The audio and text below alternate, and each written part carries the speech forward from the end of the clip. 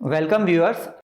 इस टॉपिक में हम समझेंगे heating effect of an electric current. मतलब आप जब किसी कंडक्टर या रेजिस्टर को जब आप करंट पास करते हैं तो उसके कारण जो कंडक्टर या रेजिस्टर जो हीट हो जाता है, मतलब आपने जब इलेक्ट्रिकल एनर्जी सप्लाई किया और वो हीट एनर्जी में कैसे कन्वर्ट होता है और उसका रिलेशन क्या है, उसके बारे में हम यहाँ पर समझेंगे।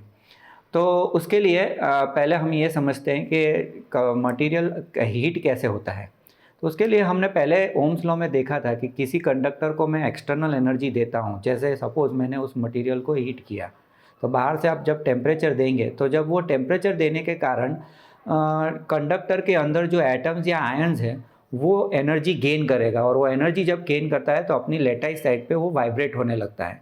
तो जैसे जैसे उसकी वाइब्रेशनल एनर्जी बढ़ती है, हम कहते हैं कि वो कंडक्टर ज़्यादा से ज़्यादा हीट होने लगा है। तो हमें यहाँ पर vibrational energy of an atoms बढ़ाना है। वो कैसे कर सकते हैं? तो one of the way is that you pass है करंट थ्रू अ कंडक्टर। मतलब अगर मैं किसी कंडक्टर में करंट पास करूँ तो होगा क्या?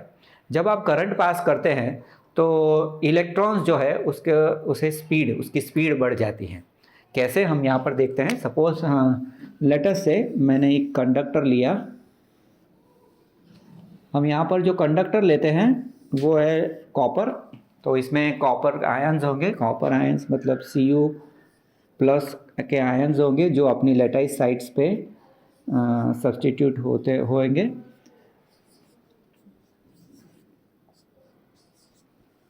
अब इसके साथ इसमें large number of free electrons होते हैं। हमने देखा था कि कोई भी कंडक्टर होगा जो जिसके उसमें large number of free electrons भी होंगे। जैसे ही अब इस कंडक्टर को आप बाहर से सप्लाई देते हैं, मैंने बाहर से सप्लाई दिया मतलब एक एक्सटर्नल बैटरी लगा दिया। अब जब एक्सटर्नल बैटरी से वोल्टेज ईएमएफ देते हैं यहाँ पर, तो वोल्टेज देने के कारण यहाँ से करंट फ्लो होता है। अब करंट फ्लो हुआ यहाँ पर, अगर आप देखेंगे तो कंडक्टर के दोनों एंड पे पोटेंशियल डिफरेंस डेवलप्ड होता है, जिसके कारण यहाँ पर एक स्ट्रॉन्ग इलेक्ट्रिक फील्ड डेवलप होगी। तो इलेक्ट्रिक फील्ड की डायरेक्शन क्या होगी? तो ये पॉजिटिव टर्मिनल है, इसीलिए इस एंड में, कंडक्टर के इस एंड में मतलब लेफ्ट एंड में आप देखोगे तो पॉजिटिव पोटेंशियल डेवलप होगा, और कंडक्टर के राइट एंड में आप देखोगे तो यहाँ पर नेगेटिव पोटेंशियल डेवलप होगा। अब पोटेंशियल डिफरेंस के कारण यहाँ पर इस कंडक्टर में इलेक्ट्रिक फील्ड जनरेट होगी, वो पॉजिटिव टू से नेगेटिव होने वाली है। अब due to this strong electric field, ये इलेक्ट्रॉन जो है उसकी स्पीड बढ़ जाएगी, मतलब उसकी वेलोसिटी, ड्रिफ्ट वेलोसिटी बढ़ने वाली है। अब ये जब ड्रिफ्ट वेलोसिटी बढ़ी मतलब उसकी काइनेटिक एनर्जी बढ़ गई है। अब जब ये काइनेटिक एनर्जी बढ़ गई है तो ये काइनेटिक हाई स्पीड से एक डायरेक्शन में मूव होने लगेंगे। अब जो ओरिजिनल स्पीड थी उससे ज़्यादा स्पीड हो गई है। अब ये जब ओरिजिनल स्पीड से ज़्यादा जब स्पीड बढ़ गई है, ये काइनेटिक एनर्जी जब वो एक डायरेक्शन से दूसरी direction against the electric field जा रही होती है, तब क्या होता है कि बीच में जो पॉजिटिव आयन्स है उसके साथ कोलाइड होता है। अब जब आप पॉजिटिव आयन के साथ ये electrons with high kinetic energy collide होंगे तो वो अपनी खुद की जो जितनी अमाउंट ऑफ एनर्जी है वो एनर्जी पूरी ट्रांसफ़र कर देगा पॉजिटिव आयन्स को। और जब भी वो पॉजिटिव आयन्स को एनर्जी ट्रांसफ़र करता है तो उसकी वाइब्रेशनल एनर्जी बढ़ जाती है। इसके कारण वाइब्रेशनल एनर्जी बढ़ी, इसका कारण क्या होगा कि जो कंडक्टर है उसकी हीट मतलब गर्म ज़्यादा हो जाएगा, मतलब हीट एनर्जी बढ़ जाएगी। तो यहाँ पर जैसे जैसे आप पोटेंशियल अप्लाई करते जाएंगे, ज़्यादा वोल्टेज अप्लाई ज़्यादा करेंगे तो इलेक्ट्रिक फील्ड ज़्यादा स्ट्रांग होगा। जितना इलेक्ट्रिक फील्ड ज़्यादा स्ट्रांग होगा उतनी स्पीड इलेक्ट्रॉन्स की बढ़ जाएगी, और इतनी स्पीड अगर बढ़ गई तो काइनेटिक एनर्जी भी बढ़ेगी, और वो काइनेटिक एनर्जी जब वो ट्रांसमिट कर देता है किसे, पॉजिटिव आयंस जो बीच में लेटाइस साइड्स पे बैठे हैं, तो उसकी वाइब्रेशनल एनर्जी बढ़ जाएगी, और वाइब्रेशनल एनर्जी बढ़ गई तो हीट एनर्जी भी बढ़ गई है। तो यहाँ पर हमने जैसे जैसे करंट अप्लाई किया है हीट एनर्जी बढ़ती जा रही है। तो यहाँ पर आप करते क्या है, जब भी आप इलेक्ट्रिकल एनर्जी सप्लाई कर रहे हो तो वो कन्वर्ट हो जाती है हीट एनर्जी में। अब ये हीट एनर्जी में जो कन्वर्ट हो रही है वो डिपेंड किस फैक्टर्स पे डिपेंड करता है? तो वो डिपेंड करता है कि इस कंडक्टर का रेजिस्टेंस कितना है, मतलब इसकी property, one of the property of the conductor that is resistance कितना है, कितना आपने करंट दिया है, मतलब यहाँ पर आप कितना करंट सप्लाई कर रहे हैं, और पोटेंशियल डिफरेंस।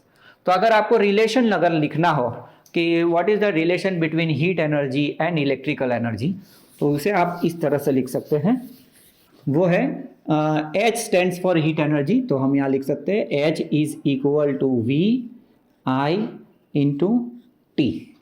V मतलब potential difference applied to the conductor, I हमने देखा था जो current passing through the conductor, और T कितने टाइम तक आप किसी कंडक्टर में करंट पास कर रहे हो। जितना टाइम ज़्यादा रहेगा उतना हीट एनर्जी जनरेट ज़्यादा होने वाला है।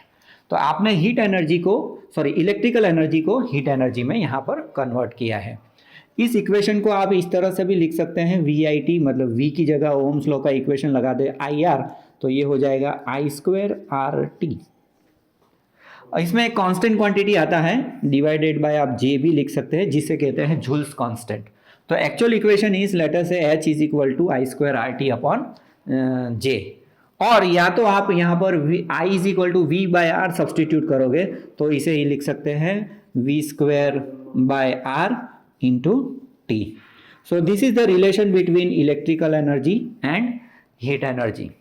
यूनिट क्या लिखेंगे, तो हीट एनर्जी का यूनिट तो जनरली जूल्स ही होता है, पर इलेक्ट्रिकल एनर्जी के फॉर्म में अगर आपको यूनिट लिखना है तो वो यूनिट है किलोवाट आवर। अगर यहाँ पर आप देखोगे तो voltage into current is power, तो यह रिलेशन जो है वो हो गया पावर इनटू टाइम। अगर ये पावर इनटू टाइम है तो unit of power is what, और टाइम का यूनिट है सेकेंड।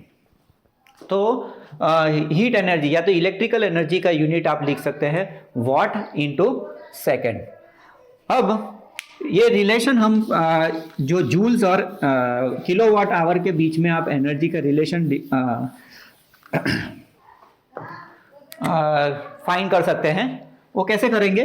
तो अगर मैं 1 किलोवाट आवर लिखता हूं जो यूनिट ऑफ इलेक्ट्रिकल एनर्जी है, तो वो कितना हो गया, तो 1 किलोवाट आवर को हम लिख सकते हैं 1000 वाट इंटू 3600 आवर्स को मैंने सेकेंड्स में कन्वर्ट कर दिया, तो ये हो गया यूनिट उसका वॉट इंटू सेकेंड।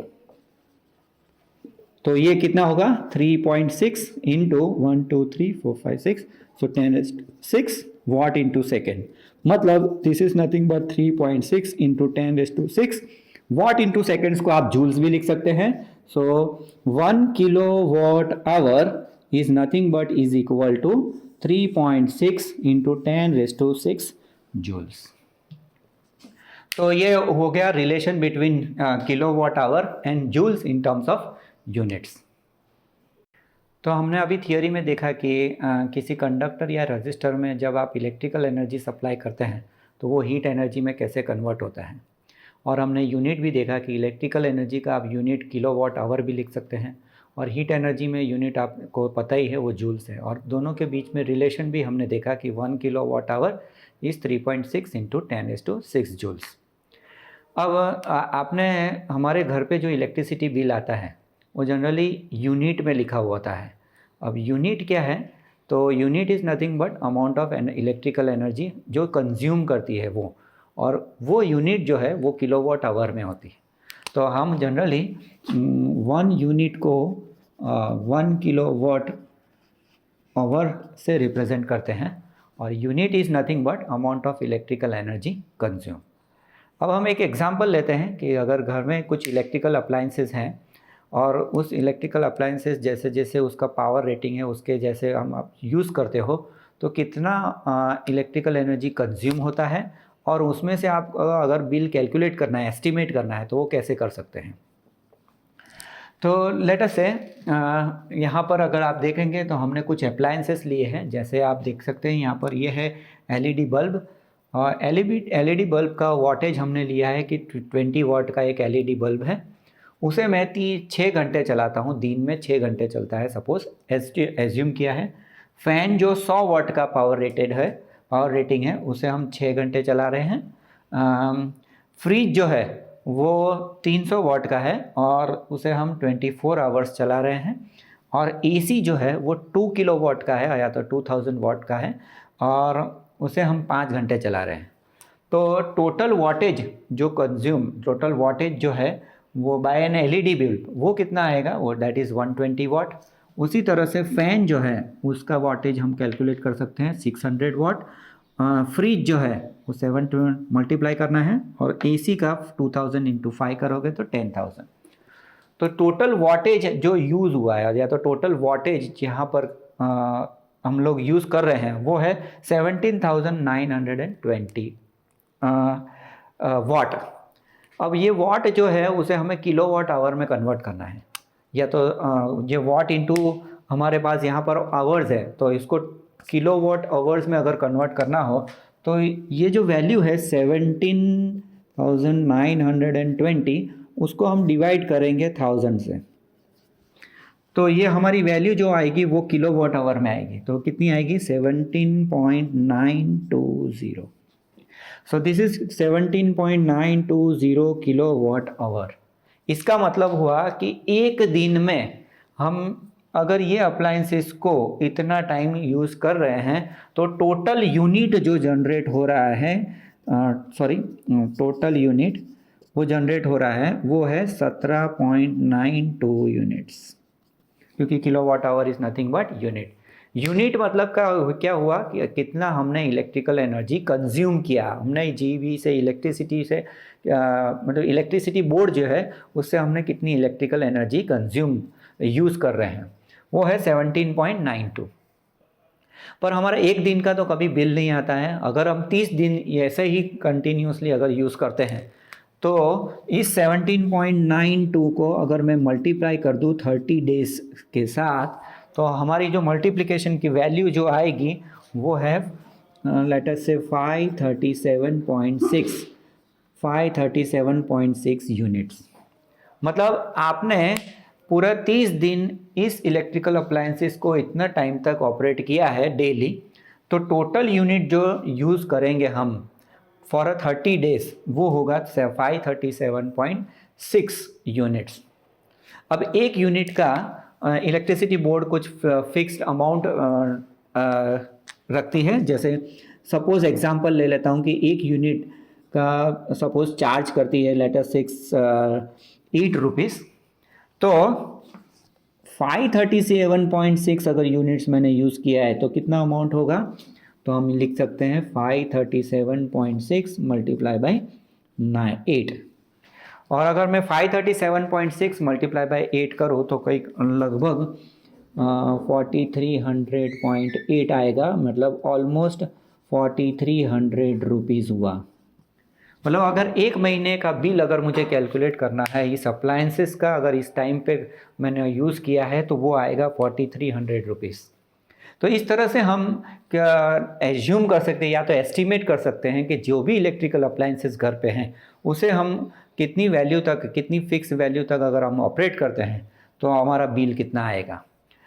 इसका जनरल फॉर्मूला भी आप लिख सकते हैं, वो इस तरह से है